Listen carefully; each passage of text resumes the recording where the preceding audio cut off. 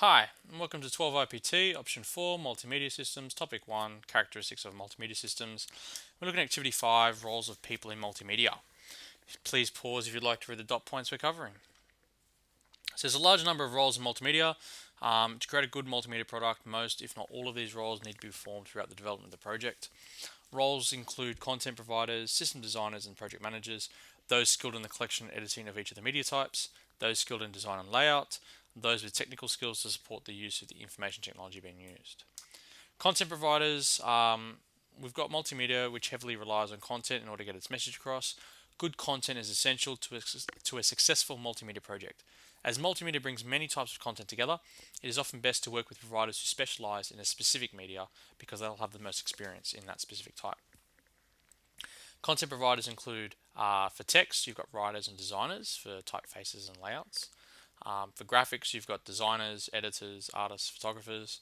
Audio, you've got voice actors, directors, musicians, and sound editors. Animation and video, you've got animators, directors, actors, designers, lighting, and editors. And hypertext, you've got web designers and programmers. This is not an exhaustive list. There are many, many, many more people involved. This just gives you a very, very brief overview. As a content provider, specific role varies, so too does their experience and qualifications. Content providers need to have obvious skill with the medium they choose, and also need to be able to listen to clients and provide what they are looking for.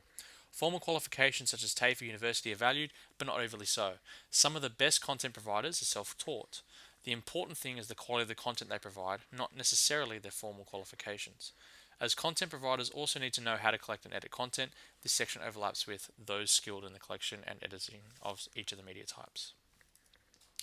System designers and project managers are really important resources in terms of designing and managing projects. System designers are required to design the system that will be created. System designers are responsible for the initial design work of the system, the documentation, such as context diagrams, DFDs, and storyboards, etc. They would also probably be involved in defining the problem stage, such as initial needs, requirements, reports, and so on. System designers would have some form of qualification, such as a Bachelor of Information Technology, and experience in designing multimedia systems. A project manager's role is to ensure that the project is delivered on time and on budget. A project manager is probably involved at the start of the project, the defining the problem stage, in order for them to understand the problem fully. Their role intensifies when Gantt charts are created and tasks are divided. Project managers create policy and hold meetings with key people to ensure that tasks are completed on time and resources are used efficiently. It is also their role to acquire more resources if needed. A project manager would have a degree, either in the area they're managing, such as a Bachelor of Information Technology, or a specific project management degree. Those skilled in design and layout.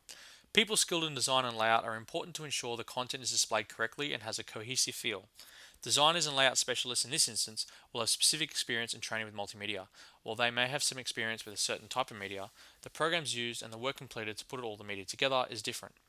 Designers here need to have knowledge of how each piece of media is to be used, specifics about the media, such as resolution, that would affect presentation, and knowledge in designing user interfaces, or UX, so that the user can access the multimedia easily.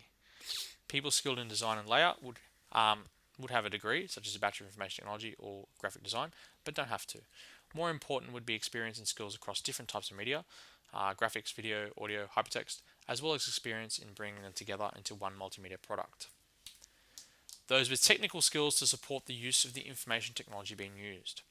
Equally as important as the people creating the content are the ones supporting the people creating the content.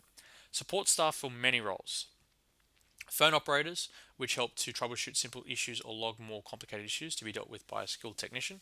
And these are with these people, generally formal qualification isn't necessary, but certification could be desired.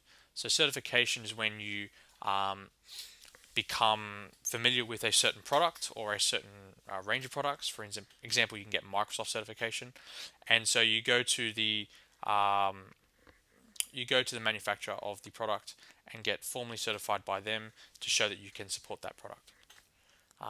Skilled technicians installing hardware and software and dealing with hardware and software issues in person. Formal qualification is generally required, coming in the form of a TAFE certificate or some sort of industry certification. We've got network administrators who manage the networks of a company, and these would generally have a TAFE certificate or diploma and some industry certification. Degrees are also useful, such as a bachelor or master's in information technology or networking.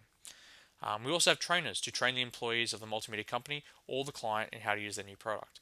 Degrees are essential here, such as Bachelor of Education, majoring in information technology.